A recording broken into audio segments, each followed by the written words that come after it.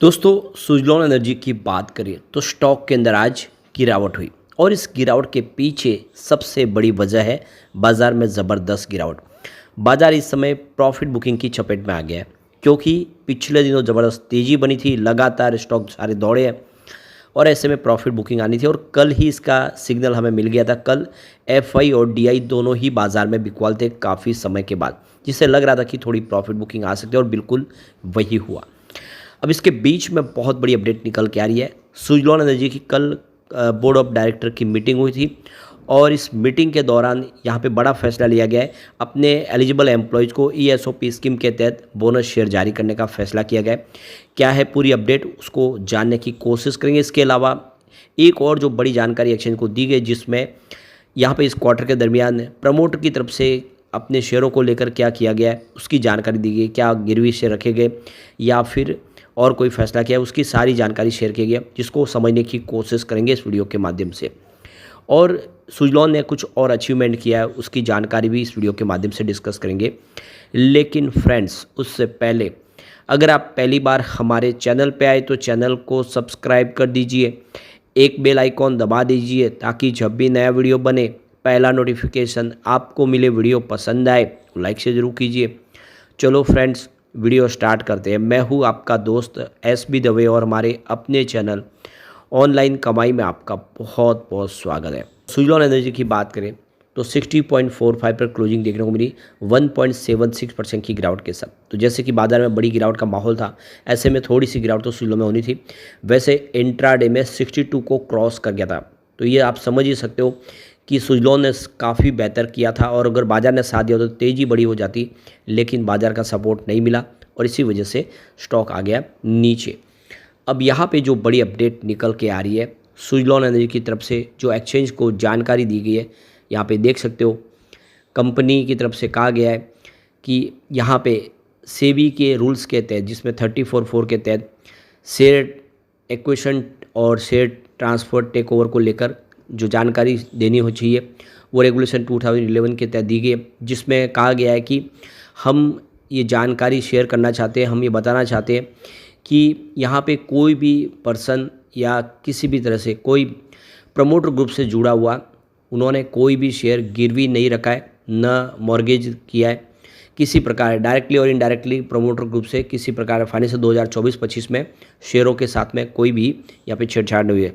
न कोई शेयर गिरवी रखे गए, न मॉर्गेज रखे गए, इसकी जानकारी दे दी गई। न ही कोई टेक ओवर किया गया शेयरों का, न ट्रांसफ़र किया गया। अब एक जो बड़ी अपडेट और निकल के आ रही है सुजलॉन की तरफ से, जो एक्सचेंज को जानकारी दी है, यहाँ पे vesting grant option under employee stock option scheme 2022 यानी ESOP 2022 स्कीम के तहत यहाँ पे अपने एलिजिबल एम्प्लॉयज़ को जो शेयर जारी किए गए अलग अलग ग्रांट ऑप्शन में, उसकी जानकारी शेयर की गई है। तो यह देखो कि ESOP 2022 की स्कीम है। तो ये देखो कि वेस्टिंग ऑप्शन स्कीम के तहत जो बोर्ड ऑफ डायरेक्टर की तरफ से, जो कंपनी की तरफ से ग्रांटेड किए गए ऑप्शन के तहत जो एलिजिबल एम्प्लॉयज़ है कंपनी के और जो उनकी सब्सिडीज कंपनी है, उनके अंडर ESOP स्कीम 2022 के तहत ये वेस्टिंग स्कीम जो 50% आप देखिए ऑप्शन वेस्ट 1 एनिवर्सरी और बाकी की जो 50% है वो वेस्ट 2nd एनिवर्सरी पे आप देख सकते हैं। इसको आप देखे ये इसको कर सकते हैं।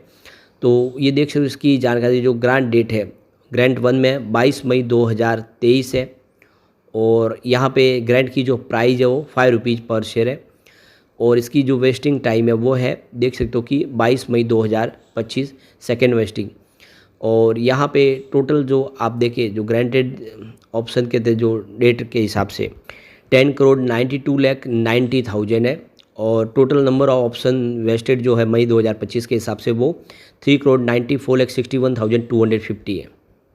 और टोटल नंबर ऑफ ऑप्शन यहाँ पे देख दो कि 2,42,84,250 है। ग्रैंड 2 में देखें तो 23 मई 2024 इसकी ग्रैंड डेट है और प्राइस इसकी 30 रुपीज़ है और ये वेस्टिंग डेट 23 मई 2025 है फर्स्ट वेस्टिंग के लिए। और यहाँ पे ऑप्शन ग्रांटेड जो टोटल डेट के हिसाब से देखें तो 3,59,10,000 है और दूसरी तरफ आप देखें टोटल नंबर ऑफ ऑप्शन देखें तो वो 1,52,61,750 है और टोटल नंबर ऑफ ऑप्शन में देखें तो यहाँ पे आपको 26,90,250 दिखाई देंगे। ग्रैंड 3 में देखें तो 23 मई 2024 इसकी ग्रैंड डेट है। शेयर प्राइस अगर रखी गई है वो 24 रुपये पर शेयर, और इसकी जो फर्स्ट वेस्टिंग डेट है वो है 23 मई 2025, और ऑप्शन ग्रांटेड डेट के हिसाब से जो अमाउंट है वो है करीब 3,86,30,000, और यहाँ पे टोटल नंबर ऑफ के हिसाब से ऑप्शन में देखें तो 1,56,52,750 है। तो ये इसकी जानकारी शेयर की गई है। तो ये जो देख दो कि कंपनी की तरफ से जो बोर्ड ऑफ डायरेक्टर की मीटिंग हुई जिसमें नॉमिनेशन कमेटी थी, उनकी मीटिंग 19 मई 2025 को देखो शाम को 7 बजे हुई थी, और ये 7:40 पे मीटिंग कंप्लीट हुई। और इस मीटिंग के तहत यहाँ पे ESOP स्कीम 2022 के तहत ये देख सकते हो शेयर का अलॉट करने का डिसीजन लिया गया, किस तरह से इनको शेयर वेस्ट करने का जो है ऑप्शन दी जाएगी। इसके अलावा ग्रैंड 4 में देखें तो 1,30,70,000 ऑप्शन एक्सरसाइज प्राइस रखी है, और ग्रैंड 5 में अगर आप देखें तो 40 रुपीज़ के हिसाब से पर ऑप्शन का है प्राइस, और 3,46,17,200 इसकी ऑप्शन प्राइस है। तो यहाँ पे इसकी वेस्टिंग पीरियड देखें तो 50% on the first anniversary from the date of grant, out of which 25% would be election based on vesting, balance 25 would be performance based vesting, balance 50% on second anniversary from date of grant in the manners as may be decided the NRC। तो इस तरह से ये जो भी wasting की date यहाँ पे दी गई है, और जो एलिजिबल एम्प्लॉयज़ हैं उनको ये बोनस के रूप में शेयर दिए गए। तो काफ़ी अच्छी गुड न्यूज़ है, लगातार अपने एम्प्लॉयज़ को खुश किया जा रहा है, और अभी मई महीने में हो सकता है कि शेयर होल्डर को भी डिविडेंड देके खुश किया जाए कंपनी की तरफ से। वैसे कंपनी ने बहुत कुछ अचीव कर लिया है। कंपनी इंडिया की नंबर 1 रिन्यूएबल एनर्जी सेक्टर की कंपनी बन चुकी है। 20,940 प्लस मेगावाट की इंस्टॉल कैपेसिटी है इसकी ओवरऑल पूरे वर्ल्ड के अंदर, और 13,070 प्लस अभी समय इन्होंने विंड टर्बाइन इंस्टॉल कर ली है, और 19,000 प्लस इनके पास हैप्पी कस्टमर है पूरे ग्लोबल लेवल पे। एक और जो बड़ा अचीवमेंट है सुजलॉन के लिए, सुजलॉन के फाउंडर तुलसी तांती जी के जीवन, जो इन्होंने पूरा अपना जीवन है खपा है विंड एनर्जी सेक्टर में, उसको आप देखें, उनको एक तरह से श्रद्धांजलि देने के लिए कॉल ऑफ द विंड नाम से यहाँ पे एक बुक यहाँ पे प्रिंट की गई है, और यहाँ पे इस किताब के अंदर अगर आप देखेंगे तो विंडमैन की जो उपाधि इनको दी गई है, उनकी लाइफ और क्या क्या उन्होंने अचीव किया, इसकी जानकारी शेयर की गई है। और ये सुजलॉन और ग्लोबल विंड एनर्जी काउंसिल की तरफ से इस बुक को लाया गया है। लोग इसको पढ़ेंगे, वो समझेंगे किस तरह से विंड एनर्जी को आगे बढ़ाने में उनका योगदान है, कितना उन्होंने स्ट्रगल किया है, वो सारी यहाँ पे इस बुक के अंदर वो जानकारी शेयर की गई है। तो ये एक बड़ा अचीवमेंट है। दूसरी तरफ सुगिरिस तांती, उनको वाइस चेयर चुना गया ग्लोबल जो बोर्ड है विंड एनर्जी काउंसिल का, यानी भरोसा जताया गया सुजलॉन पे, और ये बड़ा अचीवमेंट है। तो हम कह सकते हैं कि आने वाले समय सुजलॉन कुछ कमाल कर सकता है। वैसे एक जो रिपोर्ट निकल के आ रही है वो इस सेक्टर के लिए ठीक नहीं है, क्योंकि जो टेंडर जारी किए जा रहे इस समय क्लीन एनर्जी के, वो टेंडर पूरी तरह से भरे नहीं जा रहे हैं, उसमें कमी आ रही है।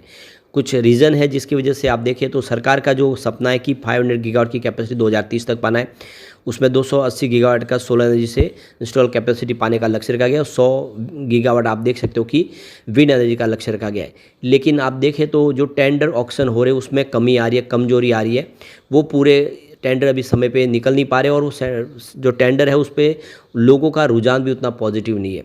तो इसके पीछे वजह आप देखिए पिछले साल 2023-24 के मुकाबले 35% इस बार टेंडर कम जारी हुए, जबकि सरकार को इसमें तेज़ी लानी है, लेकिन ऐसा हो नहीं पा रहा है। तो इसके पीछे कुछ रीज़न है, जिसमें आप देखें तो जो डिले हो रहा है, पावर परचेस एग्रीमेंट नहीं हो रहे समय पे, पेमेंट डिफ़ॉल्ट कर जाती है बहुत सारे डिस्कॉम, और इस वजह से भी यहाँ पे बहुत सारी कंपनियाँ इसमें इंटरेस्ट नहीं ले रही है। इसके अलावा जो आप देखें तो सीलिंग टैरिफ और पॉलिसी अनसर्टेनिटी भी देखने को मिल रही है। अभी फिलहाल जो पॉलिसी जितनी शानदार सरकार की तरफ से नहीं लाई गई है, जिसकी वजह से भी यहाँ पे उतना इंटरेस्ट नहीं लिया जा रहा। तो सरकार को भी इसमें और कोशिश करनी होगी, आने वाले समय कुछ ऐसे फैसले करने होंगे जिससे और ज़्यादा इसमें निवेश आए, और जो टेंडर है उसको हाथों हाथ लिया जाए। तो सरकार को इसके लिए कोशिश करनी होगी।